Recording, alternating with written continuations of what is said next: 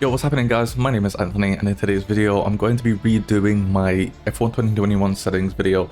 I know a lot of you guys haven't seen the video yet, but I feel as if I maybe constructed it in a wrong way. So what I'm going to do is I'm going to redo my settings video from a couple of months ago, and in addition to that, a lot of my settings have changed at this point. So let's get straight into the actual settings now. And the first settings that we're going to take a look at are my assists. I get this question all the time on YouTube. I get this question all the time on Twitch. What assists do I actually use? Well, the answer to that is none of them. I don't use any assists at all. I don't use traction control, don't use the racing line, don't use any pit assists or anything like that. I will be eventually coming out with some videos on how to drive without some of these assists. I've already got a video of how to drive without the racing line, so make sure to go to that video after this video and check that out if you want to drive without the racing line. But I will be coming out with other ones as well. It's just I'm really strapped for time right now. But if we take a look at the next settings, which I do believe is my camera settings. Right, so for some reason the camera settings have glitched on F1 2021. It's done this multiple times, but what I will do is I will quickly show you what my camera settings are live so that you can see what they look like. So basically what I do is I zoom in the camera as far as I can. So I think in this instance, actually what we'll do is I will put that back to 0. So yeah, what I do is zoom this in as much as I can. So I think in this case I use -11, and then for the offset lateral, 0. The horizontal I use 8, and what that does is it basically just brings the car forward just a little bit. And for the vertical, once again, it just brings the car up a little bit so that it looks nice, in my opinion. For the angle, use -20, and for everything else, as you can see, it's pretty standard. I don't use camera shake or camera movements. The main reason I don't use those is because I feel as if they're a distraction in TV pod. In terms of cockpit mode, I would use them just to give that sort of immersion when you're actually in the cockpit. However, for TV pod, I just feel as if they're more of a distraction, and it makes you quite inconsistent with your braking points as well, so that's why I don't use them. For the next one, we're going to look at my on-screen display settings, and to be honest, I've not done too much fiddling around with these. I've only changed some of the basic things that I would usually change on the F1 game. So I like using KPH, no reason really, just personal preference. If you want to use miles per hour instead of kilometers per hour, it's completely up to you. Personal preference, pretty much similar with the temperature units. I usually use degrees Celsius because, well, I mean, that's what I really use in real life anyway. One of the most important settings that I cannot stress enough for qualifying, you have to turn this on because this makes planning your qualifying sessions a lot easier. Is you need to turn on the permanent session timer. What this does is it will make it so that you can see how long is left in qualifying, or the entire length of that qualifying. Usually if you have this switched off, it will only tell you how much time you have when it gets to the 5 minutes to go mark. So always have this on. I cannot stress that enough. I mean, other than that, it's really just the standard stuff here. I do use full track map. Once again, this is more safe for qualifying, but you can use this to benefit yourself in the race as well. Please use full track map because it really does help, trust me. Right, for the next settings, we're actually going to go into the graphic settings. I'll go into my control, force feedback settings and all of that in a minute, but for now we'll go into my graphic settings. Let's take a look at the video mode. This is what I'm using. As you guys can see, I've got a GeForce RTX 2060, and that allows me to play with a decent amount of FPS. I am currently using 3 monitors for my setup. I'm not a complete geek when it comes to FPS and stuff like that, so I don't know if the 3 monitors do impact my FPS in game, but I do know that OBS does impact my FPS during the game, so I probably get maybe say 15 to 30 FPS more in the game if I wasn't using OBS, I think anyway. Yeah, I use for the anti-stropic tilting, I think it's called, I use 8x. You can use 16x if you want. I just use 8. I'm not really 100% sure on what that does, but I just use 8 anyway. I did see from a Marcel Kiefer video back in F1 2020 that this is probably the best anti-aliasing that you can use. So ever since then I've been using it, and yeah, for me it's just you know, it's just the one that I typically use now. For the actual advanced graphic settings, you can see here, I pretty much use ultra low, the ultra low preset for everything except the texture streaming. Now the reason why I have texture streaming on low instead of ultra low is just because it makes the car look a little bit better. Some of the logos and stuff aren't pixelated, so that's why I use low for the texture streaming. Everything else though, I use pretty much ultra low. If you've watched my streams, if you watched some of the videos and you've wondered why the hell is there no champagne coming out of the champagne bottles during the celebrations, that's because I have particles turned off. In last year's game, the particles setting didn't affect the champagne, but in this year's game it does. That's why you probably see people without the champagne. And the reason why people turn the particles off, especially on PC, you can't do this on console, is it's actually a little bit of an advantage. Basically what it does is it turns off the spray when it's in wet conditions so that you can actually see what's going on a little bit better. So that's why I do that. Moving on to my wheel settings now. Obviously what I'll do is after this I will edit in me showing you what my Thrustmaster force feedback settings are from the actual Thrustmaster program as well.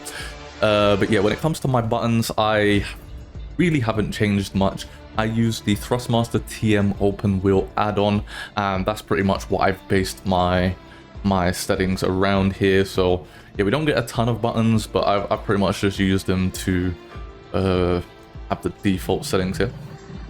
And then for the actual calibration settings, this is where things are a little bit more interesting. I don't have any dead zone set in game. However, I do have a brake dead zone in the Thrustmaster load cell program, so I'll show you guys that as well afterwards. I'll probably edit that in very soon. And then for the actual force feedback in-game settings, I use 65 for the force feedback strength, I use 25 for the on-track effects, 20 for the rumble strips effects, and 20 for the off-track effects. I also use 7 on the wheel damping, and what this does is it just makes the wheel feel, I'm pretty sure this is the setting that makes the wheel feel a little bit heavier as you're turning into a corner. I could probably turn that down a little bit just so that it's easier to turn in, and it means I can play for longer, because this last week I was playing so much Imola that my right shoulder ended up hurting me, so probably going to have to be something that turned down. And understeer enhance is something I can only recommend. I know there's some people who don't prefer it, but honestly it does help you. And there was an example of me actually helping someone recently. His name is Average Joe, he's another streamer, and I noticed that when he was turning into corners, he was overturning the wheel, and that was causing him to understeer, and he was losing a lot of time from that. So I asked him if he had understeer enhance on. He said no, he's turned it on, and ever since he's turned it on, he's been a lot more consistent and he's had a lot more pace. And what the understeer enhance does is, as you're turning into the corner, the wheel will feel heavier and heavier, but as soon as you overturn the wheel and you've lost traction from the tires, the wheel will suddenly go light, which means that you can use that to sort of modulate your turning and make sure that you're not turning the car too much. So I can only recommend that. For my audio settings, honestly, this is completely personal preference. What I do is I usually have the master volume at 6. This is just due to the way that I've got my audio set up, especially for streaming. My apologies guys, and for, you know, just general recording and stuff like that. Other than that, I've really not changed any of the settings.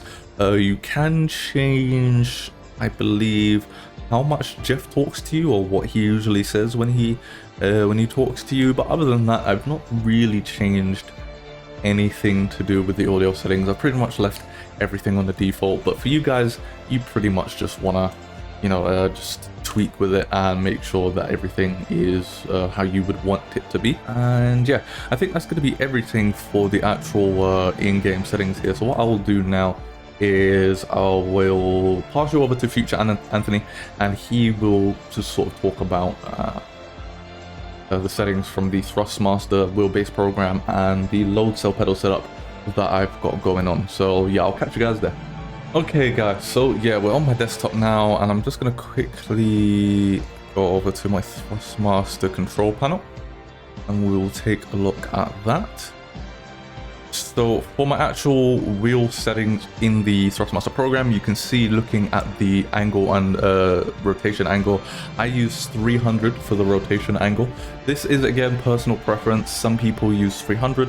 I used to use 330 for the longest time, and some people even use 360, so it really just depends on what you want. I would definitely recommend just using a rotation and sticking with that so you get used to that, because the more that you chop and change, the less the less muscle memory you're going to have, and that's just going to make you make mistakes and think, okay, well, maybe this is not a good rotation. So I recommend, if you're going to go with a certain rotation angle, just stick with it. So I used 330 for the longest time. I wanted to try something out that was new, so I've moved down to 300, and I've been using that for like the past month now. I've stuck with it, and I'm already getting used to it to the point where I feel as if it's better for me than 330 was, but it is what it is. It's all about personal preference. And then for the gain settings, I've really not changed anything except the overall strength for all forces. That's the only setting that I've really changed here, and at the moment I'm using 90% of the overall strength. So if you combine that with the in-game settings, I'm using 90% from the actual wheel itself, and then the in-game force feedback is at 65, so that's what I'm using.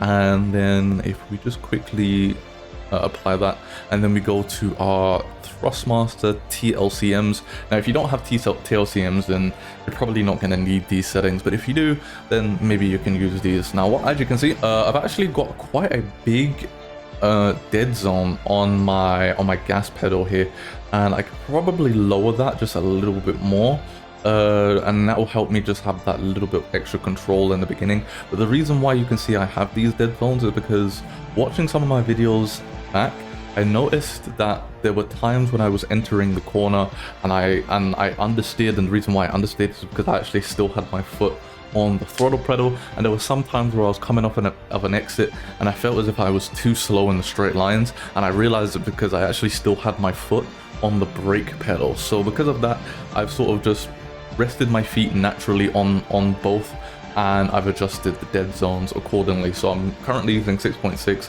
for the dead zone on the throttle, which, as I said, I could probably lower that just a little bit, and then I'm using 3.5 dead zone on the actual brake itself. So the reason why I do it through this instead of doing it in game is because you know, if I do end up playing Assetto Corsa Competizione, or even just the regular Assetto Corsa, or just other racing games in general, instead of me having to tweak the dead zone in every single game that I play, it's better to just have one central place where your dead zones are calibrated, and then you don't need to really worry about them at all. So that's why I've done that. Okay guys, so that's going to be it for my F1 2021 settings video. Probably not going to make another one of these for a while. I'll probably wait, you know, roughly about 6 months hopefully, and then maybe give you guys one more update on F1 2021, and then we can move on for next year's game once that comes out, and I'll tell you guys what my settings are for those. But for now, that's going to be it. I hope that you guys do end up trying out some of these settings, and if you do like them, obviously you can use them, and if you don't like them, just tweak them around, because most of these settings are personal preference. So, you know, a lot of the settings that I like, you might not like. So it's really about just fine-tuning what you like and then just sticking with them. So yeah, I'll catch you guys in my next video.